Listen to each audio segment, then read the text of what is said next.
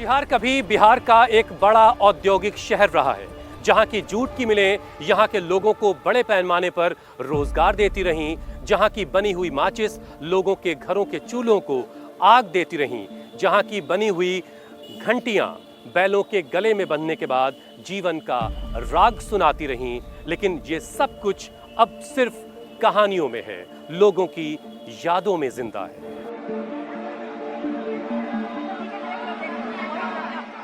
कटिहार जिले की 7 सीटों में से खुद कटिहार विधानसभा सबसे हॉट सीट मानी जाती है। ये इलाका महानंदा नदी के किनारे आबाद है।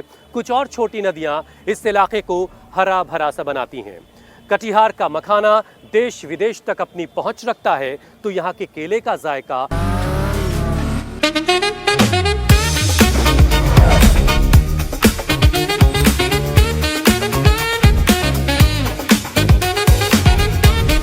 Pure technology that is built for your every sense. Acer Pure from Acer. लोगों के जहनों में याद बन के रहता है। कटिहार को रेल नगरी भी कहा जाता है। ये भारत के सबसे महत्वपूर्ण रेलवे जंक्शंस में शुमार किया जाता है। ये junction north east frontier railway का मुख्य केंद्र रहा है, जो उत्तर भारत को पूर्वोत्तर के राज्यों से जोड़ता है। इसकी बुनियाद 1880 में पड़ी, जिसने मीटर गेज से लेकर ब्रॉड गेज तक का सफर तय किया है।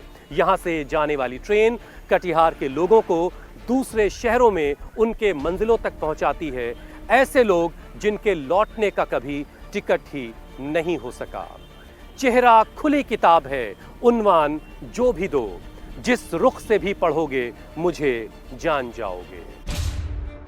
कटिहार का नाम आते ही सुनते ही सियासी तौर पर सबसे पहले कांग्रेस नेता तारिक अनवर का चेहरा जहन में आता है।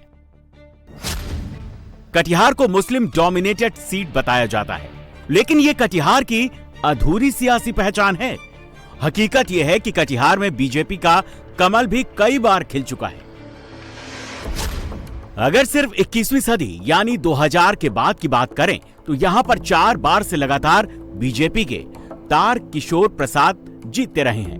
2005 में जब पहली बार नीतीश कुमार की अगुवाई में एनडीए की सरकार बनी, तब से तार किशोर प्रसाद का इस सीट पर कब्जा है। तार किशोर प्रसाद एक बार बिहार के डिप्टी सीएम भी बन चुके हैं, लेकिन इस बार उन्हें लेकर थोड़ी नाराजगी दिख रही है। खासकर मुस्लिम समुदाय के लोगों को लग रहा है कि विकास के मामले में उनके इलाके से भेदभाव किया गया है। इस वक्त हम कटिहार विधानसभा के सोमरस चौक पर हैं। वो सोमरस जो बिहार में नहीं मिलता है कागजों पर, यानी शराबबंदी है। लेकिन यहाँ के लोग कहते हैं कितना चाहिए और क्या चाहिए, मतलब शराब कितनी चाहिए आपको, ये जरा बस कह के देखिए आप। बहरहाल ये इलाका कभी कुलीपाड़ा भी कहा जाता था। रेलवे के एतबार से बहुत बड़ा जंक्शन है कटिहार में, तो कुली भी यहाँ पर बड़ी तादाद में रहते थे कभी। हालांकि वो सब गुजरे ज़माने की बात अब हो चुकी है। कुछ लोग यहाँ पर हैं, ज़रा उनसे समझते हैं कि इस बार विधानसभा में ख़ास तौर से मुसलमानों का पैटर्न क्या रहने वाला, उनके मुद्दे क्या रहने वाले, जिस पर जाकर के वो वोट कास्ट करेंगे। सर, नाम पहले बताइए अपना। आप? फिरोज अहमद कुरैशी। फिरोज साहब, क्या करते हैं भैया? जी, बिजनेस है, सामाजिक सेवा। कारोबार ठीक चल रहा है? जी जी जी। और शहर का कारोबार का क्या हाल है जरा? शहर का कारोबार जो है अभी एक बड़ा औद्योगिक शहर। हाँ, औद्योगिक शहर कटिहार को जाना जाता था। जूट मिल से, कांटी फैक्ट्री से, बाल्टी फैक्ट्री से, माचिस फैक्ट्री से, अन्य उद्योग कटिहार में। क्या है हाल? अब तो उजरा हुआ चमन है। अच्छा जी।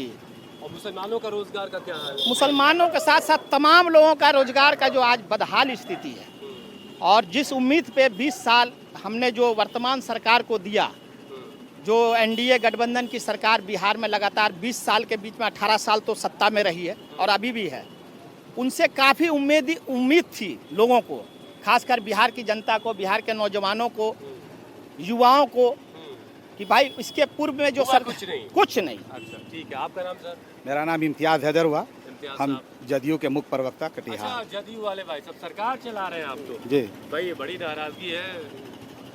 नहीं, देखिए, नाराजगी ऐसी कोई खास नहीं है। नीतीश अच्छा, कुमार इस बार जब आप लोगों से मुलाकात कर रहे हैं, जी जी, तो क्या है मुसलमानों के इश्यूज, क्या मुद्दे लोगों के दिखाई दे रहे हैं? मुसलमानों का शुरू से मुद्दा एजुकेशन का रहा, हाँ। जो हमारी सरकार में सबसे ज़्यादा एजुकेशन दिया गया। मुसलमानों की जो बदहाली थी वो एजुकेशन से ही ख़त्म था। इन लोगों के रीजन में जो है ज़माने से कोई एजुकेशन का, कोई तालीम का कोई नहीं था। हमारे रीजन जब नीतीश कुमार आए तो मुसलमानों के एजुकेशन के लिए बहुत सारा काम किया है। हज भवन में आज पढ़ाई होता है, IAS IPS BPSC लोग निकाल रहे हैं। ये तालीम का मयार नीतीश कुमार ने खराब किया। एकदम ज़रूर निकालेगी। अच्छा ठीक है। ये आपका नाम क्या है भाई? मेरा नाम राशिद रफ़ी, मोहम्मद राशिद रफ़ी। राशिद रफ़ी जी। तो रफ़ी साहब के सिर पे जो टोपी देख रहे हैं आजकल बड़ी सुर्खियों में है। नीतीश जी ने तो इनकार कर दिया था पहनने का। ये कुछ इसमें मैसेजिंग थी क्या? वो तो दिखा? पॉलिटिकली वो लोग जो पॉलिटिशियन है हाई लेवल के, वो तो कुछ भी बोलेंगे, ये टोपी ऐसा, वो टोपी ऐसा। देखिए, हम मेरा जो कहना है, अभी वर्तमान में जो सिनेरियो चल रहा है, इसमें हम एक ही बात कहेंगे, महंगाई बहुत है। अच्छा। महंगाई बहुत है सर, और महंगाई से सब लोग परेशान हैं, सिर्फ एक कम्युनिटी नहीं। दलित है, मुस्लिम है, हमारे हिंदू भाई हैं, सब लोग महंगाई से परेशान हैं। ये 15 साल 20 साल जो भी ये गवर्नमेंट रही है, इतना लोग मतलब लोग, लेकिन वोट करते वक्त तो हिंदू मुसलमान हो ही जाता है या कर दिया जाता है। ये तो किया जाता है पॉलिटिशियन के द्वारा। अभी आप देखिएगा बहुत लोगों का नाम नहीं है, नाम गायब कर दिया गया। चुनाव आयोग पर भी सवाल उठ रहा है, किस तरह से आखिर किया गया कि साला नाम गायब हो गया, ये बात समझ से बाहर है। आपका नाम है? मेरा नाम तो है। आपका है? जी जी। चलिए।